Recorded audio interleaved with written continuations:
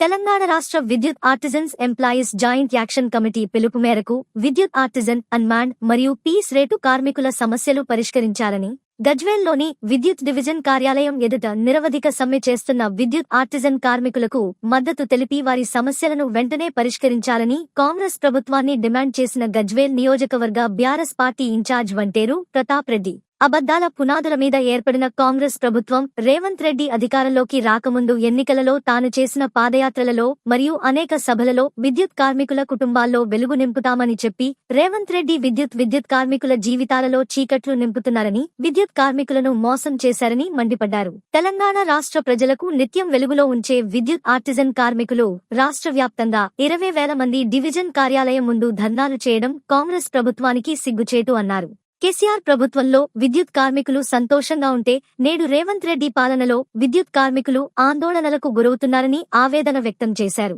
ఇప్పటికైనా రేవంత్ రెడ్డి విద్యుత్ కార్మికులకు ఇచ్చిన హామీలను వెంటనే నెరవేర్చాలని, లేని పక్షంలో విద్యుత్ కార్మికులతో రోడ్లను దిగ్బంధిస్తామని కాంగ్రెస్ ప్రభుత్వాన్ని హెచ్చరించారు. ఈ కార్యక్రమంలో గజ్వేల్ మున్సిపల్ చైర్పర్సన్ గంగిశెట్టి చందన రవీందర్, కౌన్సిలర్లు బొగ్గుల స్వప్న సురేష్, మామిడి శ్రీధర్, విద్యుత్ జేఏసీ ఉమ్మడి మెదక్ జిల్లా convener Shadul Pasha, vice chairman Ramagouni Ravikumar, Gajwel division Sirineni Bhupathi Raju, Gajwel division convener Sridhar, division vice chairman Yadagiri Goud, Khaleel Basha, Chandram Yadav, కోశాధికారి కుంట కిషన్, జాయింట్ సెక్రటరీ శ్రావణ్ రెడ్డి, జాంగీర్, బుచ్చిరెడ్డి బాలకిషన్, కరుణాకర్ రెడ్డి, రాజేందర్ రెడ్డి తదితరులు పాల్గొన్నారు.